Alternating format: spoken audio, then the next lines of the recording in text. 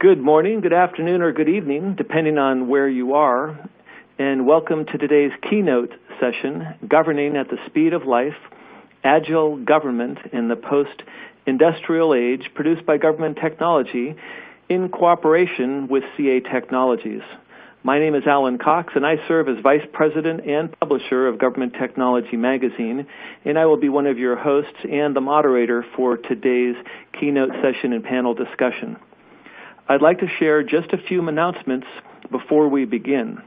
This webcast is designed to be interactive, and you can participate in a Q&A with us by asking questions at any time during the presentation. You'll just need to type your question into the Q&A text box on the lower left side of the console and then click Submit. If you would like to download a PDF of the slides for this presentation, you can do so by clicking the Slides widget at the bottom of the console.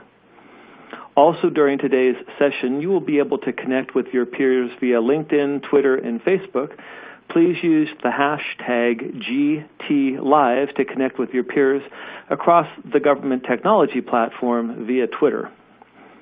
Lastly, the recorded sessions will be available to all registrants within 48 hours. You can use the recorded sessions for your reference or feel free to pass along to colleagues.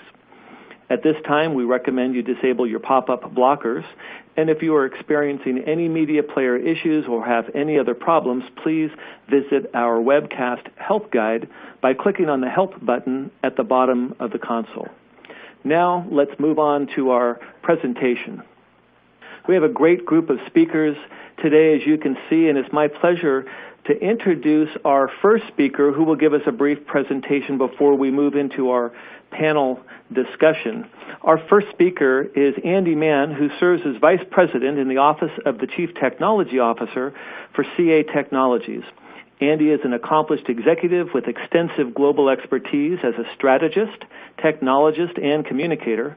With over 25 years' experience across 5 continents, Andy is a sought-after advisor, commentator, and speaker who has authored 2 books, blogs at andyman-ubergeek, and tweets as @AndyMann. So please join me in welcoming Andy Mann. Andy, over to you.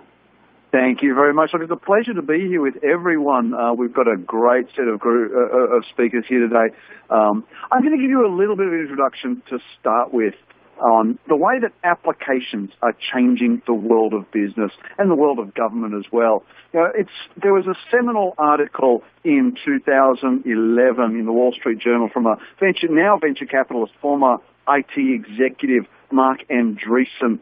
And the article was titled, "Software is Eating the World." And I think it really is symptomatic of where we're at with government and technology and the ability to move past in this post-industrial age. This idea that software is changing the way that citizens interact with their representatives, with administrators, with government departments. There are software applications to do voting, to renew licenses, to apply for Social Security, to apply for all sorts of government services. And obviously in the business world, this has really taken off. Very disruptive to technology in business world. And we think about the video industry, for example, and businesses like Netflix, Hulu, and others are totally changing the way that people watch video. We see recently Netflix, Amazon creating their own programming and really challenging traditional television and movie content producers in the way that they produce, deliver content. Netflix, with its ability to put out an entire season of content in one go, to adjust to this digital age of binge watching, for example. In the accommodation and hotel industry, we also see significant disruption through digital applications. So we're seeing, for example, things like Airbnb, HomeAway, undermining traditional hotels. In the payments industry, recently with Apple Pay, but even before that with things like Google Wallet and other near-field communication, touch-and-go kind of payment systems, really changing the way that consumers interact with credit cards and with banking environments as well. And in transportation, we've seen Uber and Lyft and other ride-sharing services really disrupt the way that normal taxis and limousine services operate. And to the point where these kinds of application services are being legislated by governments. We see, for example, the state of New York and the city of New York taking actions to minimize the impact of Airbnb on the hotel industry and make sure that those people renting out parts of their house or their home are actually abiding by the right laws, providing safety, providing the right insurance, and protecting the consumers.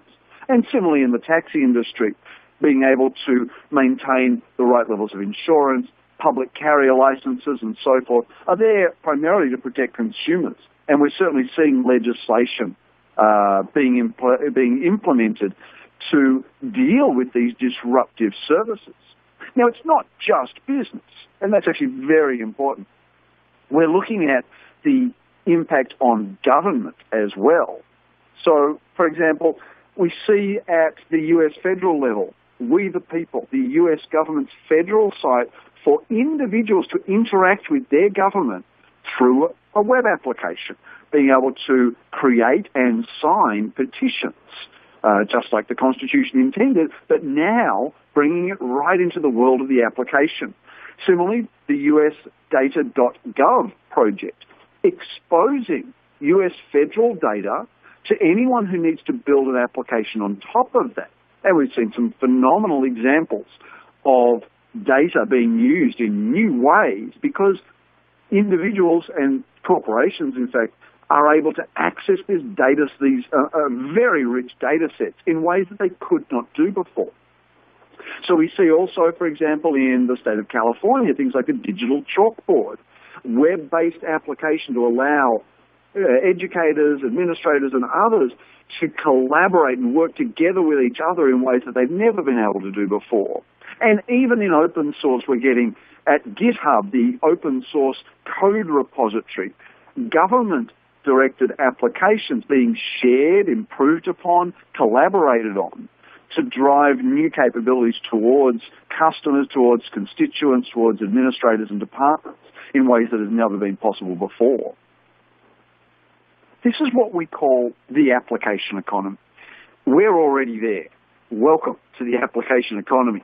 And just some numbers to help you understand the importance and magnitude of this. We see, for example, $153 billion will be spent on cloud services in 2014 once it's all tallied up. 268 billion mobile apps will be downloaded by 2017. And by 2018, 50% of business-to-business collaboration will take place through software-based interfaces through web APIs. This is a fundamental change in the application economy, and we need to deal with this. Now, you might ask, well, this is all great. I love watching Netflix. I'm a big fan of Hulu. I catch Uber all the time, and I'm using the chalkboard to collaborate. What's the problem? Well, the problem, unfortunately, is that this is changing the expectation of constituents.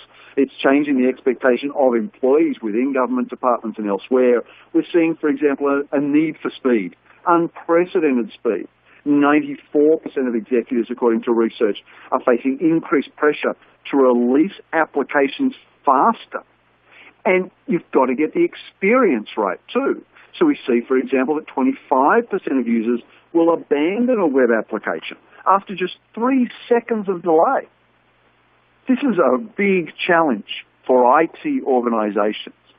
And, in fact, IT organizations are not keeping up. And this is where the problem lies. So we see, for example, some quotation here from Forrester Research talking about organizations being unable to get those new ideas into the hands of their customers and constituents in time. When organizations want to develop a new idea, and pretty much every new business idea today is backed by technology and software, only 8% of them can approve it, build it, and deploy it to users in less than 3 months. And there are a lot of reasons for this, some of them good and some of them not so. Do any of these sound familiar? Development, for example, spends often a lot of their time waiting for handoffs, waiting for new code segments, waiting for services to be available, waiting for infrastructure. Meanwhile, the infrastructure teams are unable to provide this instant access because it's costly to buy new capacity that isn't being used. They can't just carry spare capacity. Meanwhile, testing systems, QA systems, because they're restricted and constrained by this infrastructure, are often not realistic. Often, developers are testing code maybe just on their workstation instead of in a large server farm, the sort of scale which is needed when government goes out and provides services to constituents. So operations find that once work gets into production, it doesn't really run very well. So they need to fix it. Application support finds that it's not stable under these big loads. Meanwhile, department heads, administrators, and elected representatives are all wondering what IT is up to. Why isn't it moving faster? They need to deliver output, to deliver services to their constituents, to their members, to their voters now. And that's not what IT is doing. IT is not keeping up. Which is why we want to talk today about new agile approaches to government in this post-industrial age in the application economy. Let me go through just a short half dozen or so ideas about how you can drive this extra level of agility. Firstly, Agile Development. Now, this is the manifesto for Agile software development. You will find that online. I'm not going to read the whole slide, but you can see here, this is a different way of working in the post-industrial age. It's about sharing, it's about individuals and interactions rather than more process and more tools. The focus on getting software that works, not necessarily spending all that time documenting in detail, but instead making intuitive software that is easy to use, easy to operate, maybe doesn't need all that documentation, much like websites and, in fact, the mobile apps that we're all getting used to. Collaboration over negotiation, response to change over formalized planning. Not that those things on the right of your screen are unimportant, but a new way of developing software with an agile approach prioritizes those things on the left, which help get that software out quicker. Then we have things like, for example, cloud services, whether it's public or private, on-premises or hosted, software as a service, platform services, infrastructure services, or some hybrid that connects to your on-premises infrastructure. Being able to share, consume, and even expose those shared cloud services reduces the impact and the time lag to creating new services because, in fact, you're already reusing services that other organizations have provided. Now, one of the key ways to do that is through integration, through APIs, and indeed through a new way of looking at architecture called microservices. So connecting those new environments, public applications, partners and different departments, mobile developers or internal developers, and indeed across the whole range of connected devices that makes up the Internet of Things, and connecting them through secure, private, gateways with good governance and compliance to external cloud services, to intergovernment services, community providers of IT service, partners who help develop those services and run them, and in fact, existing departmental services, all of which, if you're reusing through APIs and microservices, you're not spending all that time and effort to recreate them, driving much more agile government operations. Another area is this idea of service virtualization, being able to, instead of needing access to the real physical production infrastructure in an environment, instead simulate that environment in a virtual service. Now, with that, you can shift your timeline left, as you can see on screen here, because more things can happen in parallel. They happen together all at once rather than in sequence, because no one developer, no one QA or testing individual needs to get access to each individual physical hardware or system. They can do it all virtually, speeding up that process, making everyone more agile. Another area of interest for agile government is about continuous integration and continuous delivery of code. So being able to automatically integrate code into repositories, again, agile parallel development with code management built in, automated build, automated provisioning, automated configuration and deployment, so that, again, those operations and infrastructure teams don't provide a roadblock to getting software out fast, because developers are able to standardize and automate release, whether it's into test, into QA, user acceptance, or into production. Now, of course, if you're going to go at the speed of life and get these new code slices out into production fast through that whole software development lifecycle, then you need fast feedback from what's happening in production too. So that introduces the concept of Agile Operations.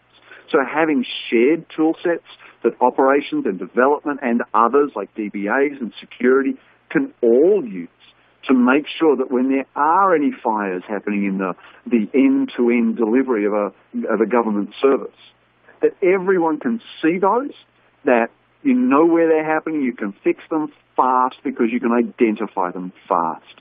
And closing the feedback loop so that operations really connects with development to say how we can improve, how we can manage load spikes, how we can manage capacity, and really drive that agility that we're all looking for. Now, when you talk about feedback loops, then it starts to talk about continuous measurement and continuous improvement. So understanding, what are my service quality metrics? What am I delivering? Is it what I promised? Making sure that your service levels are there, that cost management is there, that you're delivering projects on time, on budget, to the expectation of the representatives and the administrators. And getting that direct feedback from citizens, from end users, from constituents, understanding their experience, understanding whether you're meeting the constituents and the staff's requirements, meeting your commitments to deliver that service.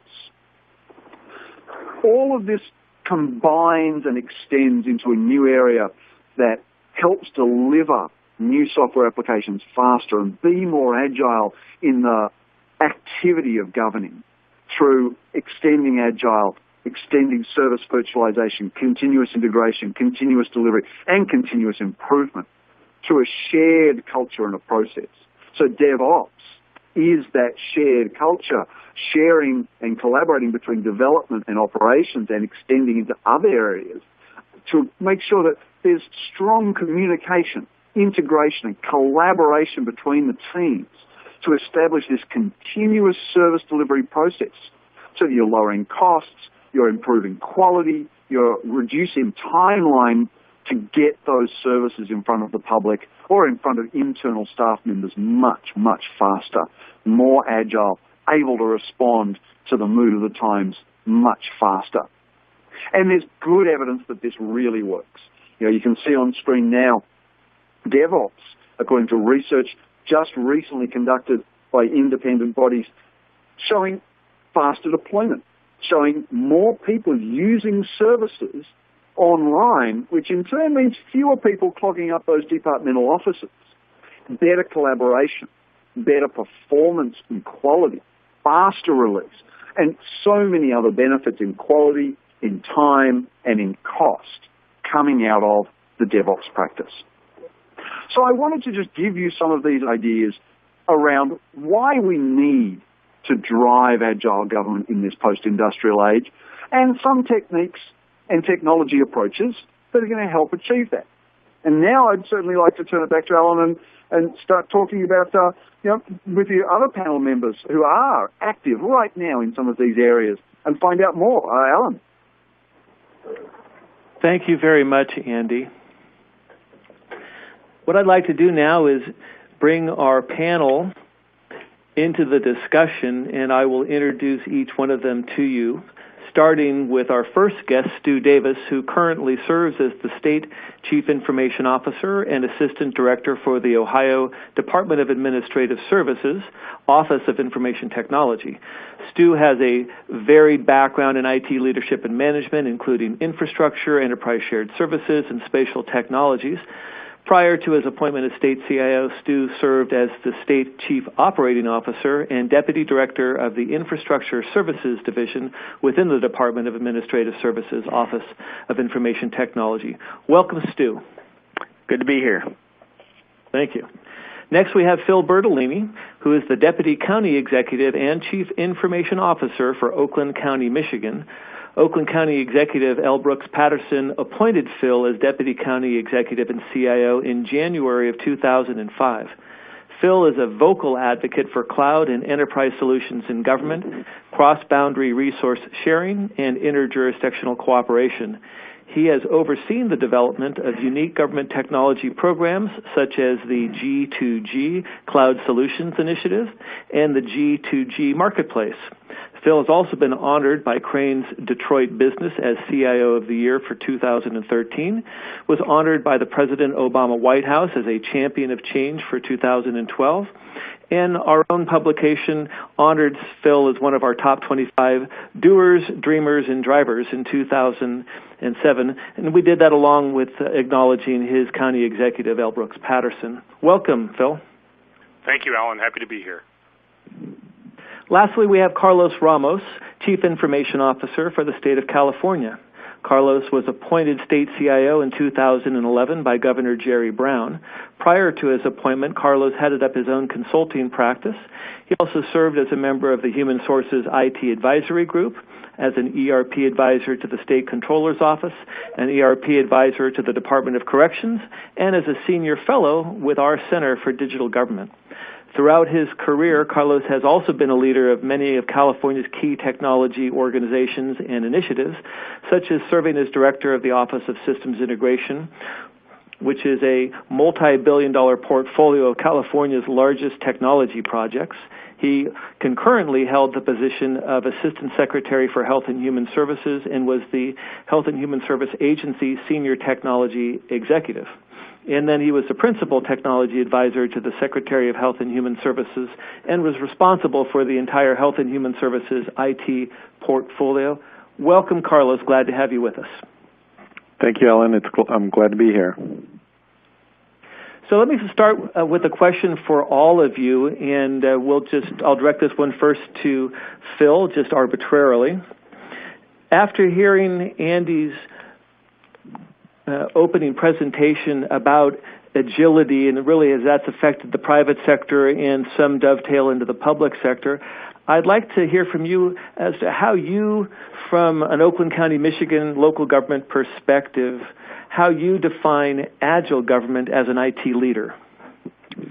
Thanks, Alan. And, it was a very good presentation that Andy gave, and I appreciate it. And as he was talking, I was thinking about what does this mean to us? And, I'm county government, so I'm at the local level where we, really where the rubber hits the road and people get their resources and their services. But something to think about when you talk about Agile Government, you cannot be an Agile Government if you don't have good foundational skills to begin with. And what I mean by that is that you have strong financial, operations. You are fiscally conservative and sound, and you have good processes in your government, because you can wrap all the technologies you want around bad process, and it doesn't make it any better. And having those building blocks and understanding how to manage people and really deliver services is important. So when we do get to the point of looking at our technologies and how to be more agile, we're talking about how we're building enabling technologies that help our people deliver services to other people. We have 1.2 million people in our county, which is just north of the city of Detroit, and we have 62 communities that we're trying to serve, as well as 100 public safety agencies in 6 different counties. And you can't build enabling technologies for those folks if you don't have sound processes. But agility, when I think of agility, it begins with people. And what we're trying to figure out in our county as well is as we started to move down the Agile Development road and how we're going to change the way we deliver services to our consumers, which are the 82 departments and divisions of county government, we have to figure out, do we have the right people? Our county executive, L. Brooks Patterson's been here, he's in his 23rd year as county executive, so I have the consistent, strong, resilient executive sponsorship. I have good support in our legislative branch, but do I have the right people to drive agility through the organization? I think we do. Agile development is not a unique way to do things. I mean, it's been here a while, and we're trying to find our way. But if you think about all the other supporting structures that have to help you with agile development, like project management and asset management and data management, you have to be agile in those areas as well. And in your intro, and it was a very nice intro, thank you, was we talked about our G2G marketplace and cloud solutions effort for shared services, and we're looking at that as one way we can help even small governments become agile, because it takes so long for them to procure technologies, and it's very difficult for them to use big technologies as small governments. So if we can help in that way, we are, and we believe we've come out of this recession quite well, but knowing we even have to be more agile now as we start to grow again. Great. Thanks very much, Phil. Stu, why don't you share your thoughts on how in Ohio you are defining Agile government as an IT leader?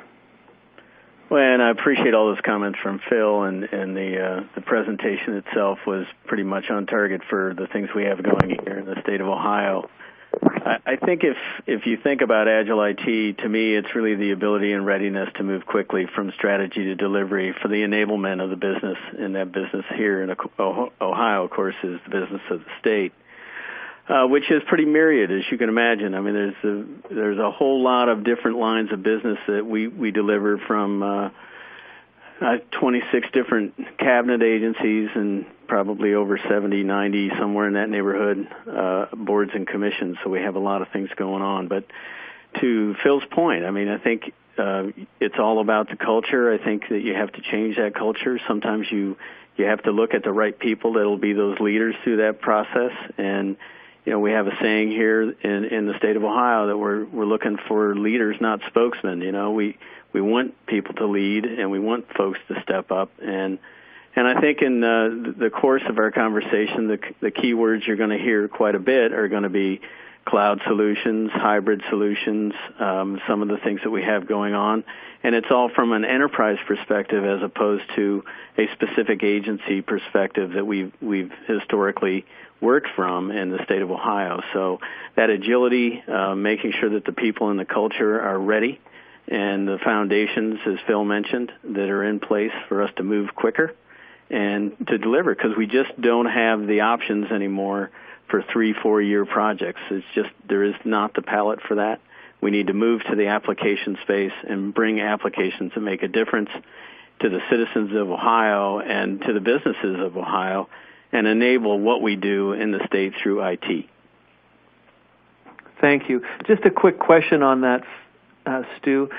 The point you just made about there's no appetite or there's no palette for 4-year projects, is that mainly because a long-term project like that is tough to fund, tough to deploy, it loses executive focus because of the length, or is it because there's a demand for a solution in a much more timely manner for other reasons? I think to a degree it's all of those things, but I think it's the demand that's driving things. I mean, certainly we saw in the presentation that the citizenry is not willing to wait that long for applications. And for us to be able to tell an agency, well, you got to wait another 3 years for this application that we've been working on for the last year to be in place, people just don't move that speed anymore. It's time to wake up. It is the speed of business that we have to adjust to, not just the speed of government that we have known in the past. Fair enough. So the slide that Andy put up that showed 94% of executives face increased pressure to release apps more quickly, you feel that in government in Ohio? Yes, very, very much so. Okay, good. That was one thing I wanted to ask the group, and I'll come back to you, Phil, on that one in a bit. So, Carlos, California is a really unique state. It's a diverse geography stretching from the border of Mexico up to the border of Oregon, and then west and east, the Pacific Ocean and Lake Tahoe, Nevada, or California, depending on which side of the state line you're on. Mountains, huge metropolitan areas like Los Angeles, San Francisco, San Diego, and the Sacramento metro area.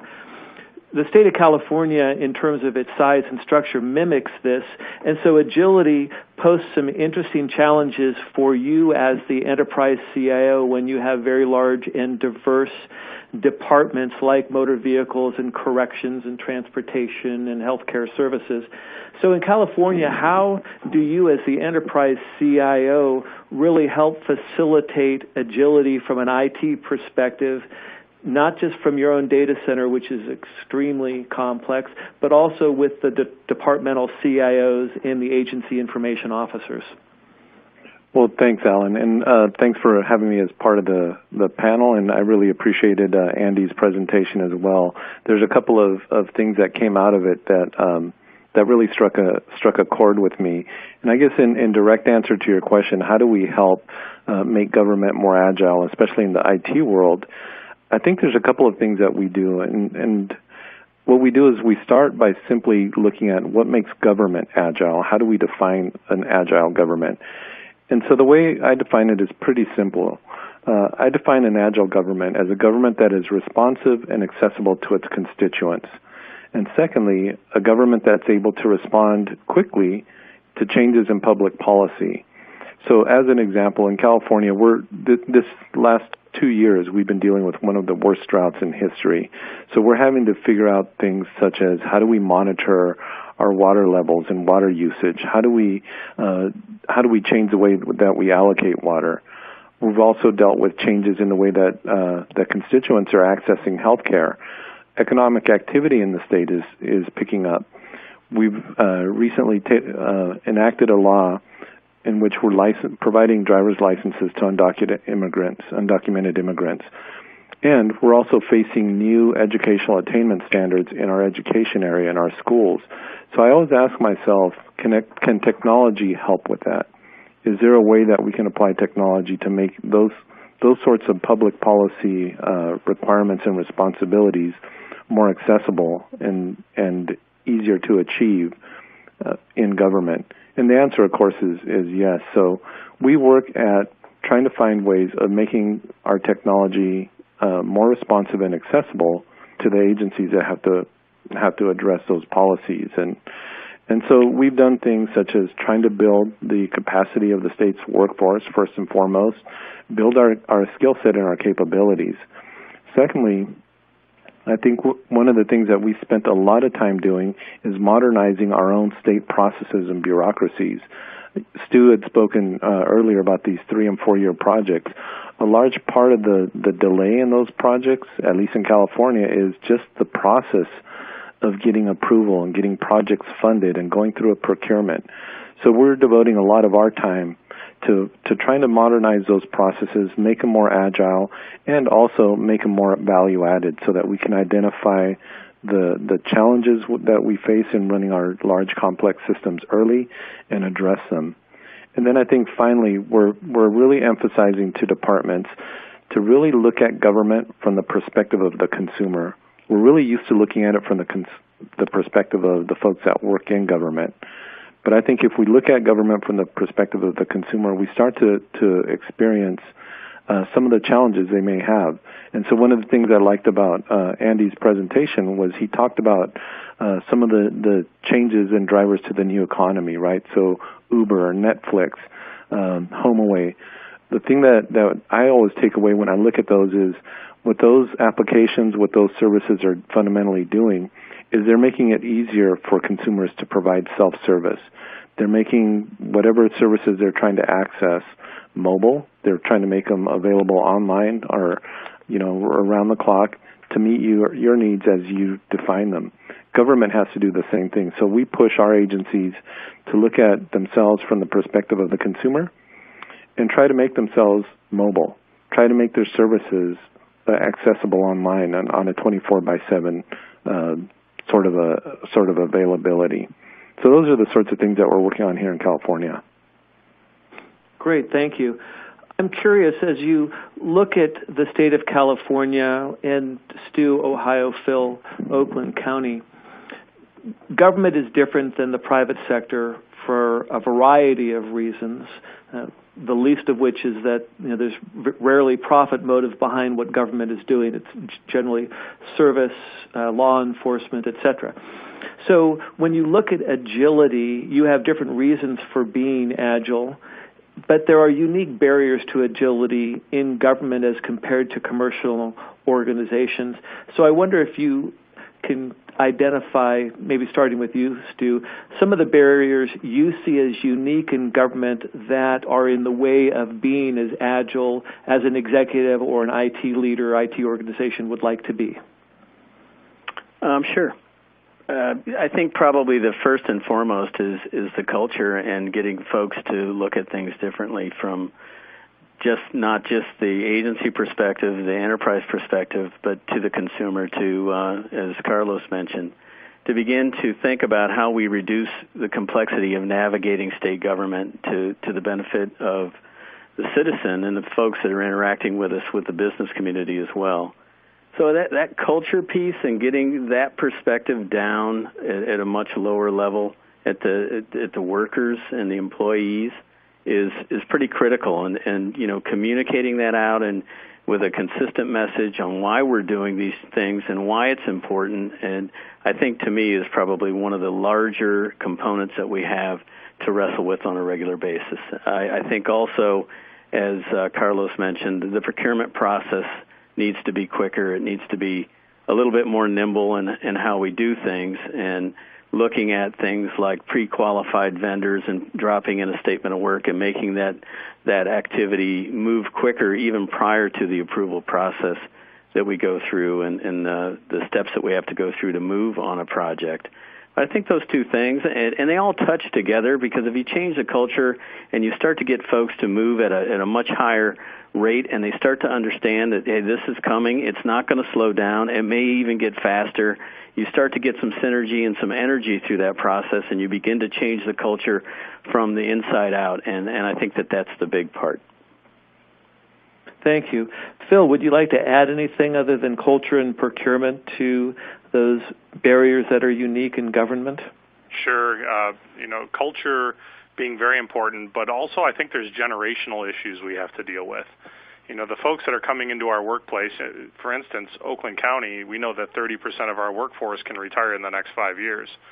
And the new people coming in have a whole different way of looking at things, so we have to worry about that. But there's also the issue of changing technology. I mean, technology changes so fast, and for instance, I was just working with a group on big data the other day, and wasn't that the data warehousing of the mid-'90s? And this Internet of Everything, isn't that just connected devices? And cloud computing, holy cow, the first cloud was the mainframe. So what's happening in our world of technology is also shifting us. And what it's also doing is it's shifting the expectations of the consumers of our services. When you talk about agile development, there's much more involvement with the customer or the partner. And they have to be willing to put the resources at the table to work with you to be more agile. And the question is everybody ready for that? And that depends case by case, department by department. Fair enough.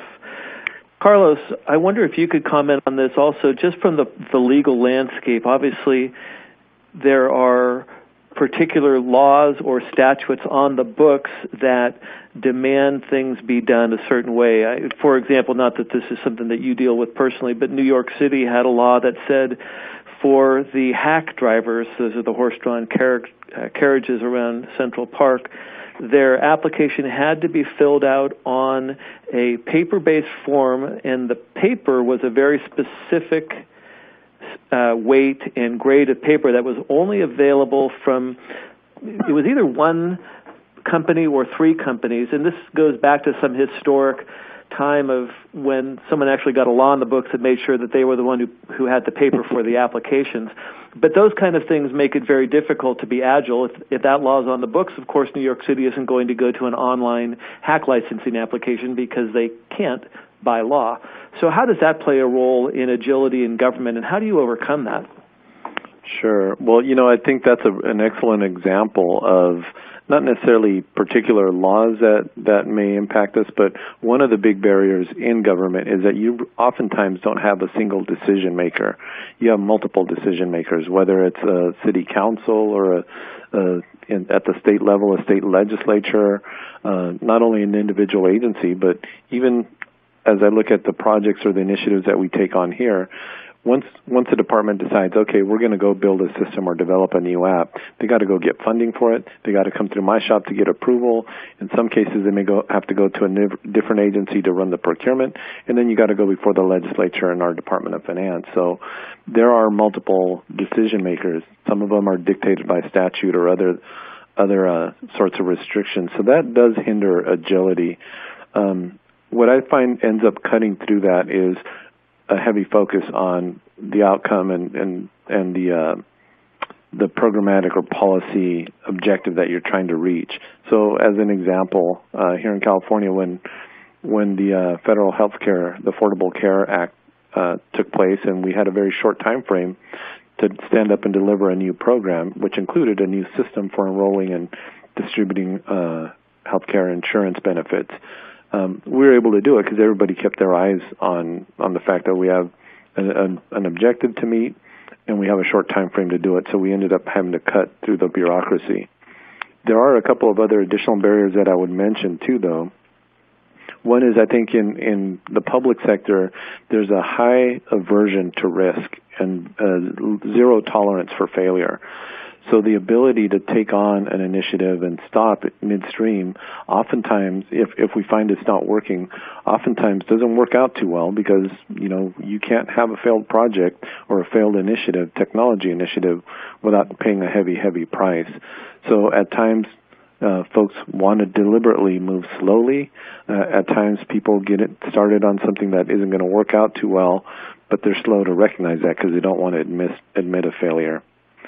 And then I would say the last barrier, which is one that you wouldn't necessarily think of as necessarily a barrier, but I find that it is oftentimes in government, the customers that we have and the constituents that we have don't really have a choice about being a customer. And so when that seeps into the culture around here, people respond very differently. So as an example, I was thinking again of Uber or, HomeAway. If I don't want to use Uber, I can go take a taxi. I can go to Lyft or drive my own car. That's not necessarily the case when you're dealing with government. If you need a driver's license, there's one place you can go. If you need to go get health care benefits through, or let's say unemployment insurance, you have to deal with government, or if you need a building permit. And so oftentimes the culture in government isn't one of looking at customers as though you're competing for their business. I think that's a cultural barrier that we really need to overcome. Yeah, that's a great point, Carlos. I'm curious, and I'll start with you on this one, Phil. As you've done a lot of work, obviously, with the cloud solutions and the G2G marketplace. There is certainly, as you look at cloud as an example, it's a different funding mechanism, especially if you're looking at the difference between capital purchases and operating purchase. Those budgets are different. If you have a funding model that says this project is now approved and it's a capital approval of this amount, is it difficult to switch midstream before you go to procurement and move because you want to be more agile about how you deploy? You want to get to a software as a service application or whatever you're doing. Is it difficult for you to move between capex and opex midstream? Well, now we're much better at it, but at the beginning, if you wanted to watch my finance folks and our M&B folks just go nuts, they didn't know what to do originally because it was like, what do you mean? I can capitally purchase this, I can depreciate it on the books, and I can then handle it in the normal way we handle accounting. What do you mean you need another $200,000 in your operating expense line item? And so the real key to that was it was a first education piece. We had to educate them in what we were trying to do. Then we had to do a really good return on investment analysis. We had to look out a number of years. We go out 6 years in our ROI, And when you take a cloud project and put it all the way out 6 years, and then you take something that you're going to have to own, operate, hug, renew, version, do all those things, you can definitely show that there's going to be a savings to the organization. Then you have to get everybody ready to budget for it. But we've done it where we actually were out in procurement trying to buy something, to own it and operate it, and then in the middle switch to a as-a-service model. And our procurement people, they understood it. Our M&B people, through a lot of education, understood it, and we've been able to do very well. But I can see where it gives them headaches. Yeah, absolutely. Well, at this time, I'd like to make sure that we allow some time to take questions from our listening audience. And what you guys have done, Andy, Stu, Phil, and Carlos, is provide a lot of great information. So now I'll turn it over to our audience. If you've got a question and you haven't sent it in, please use your Q&A panel and let's get those questions in. And I'll take up the first one here in just a moment. And I also have a few more questions for you guys, so I'm not going to let you off the hook just yet, but we'll turn it over to the audience now.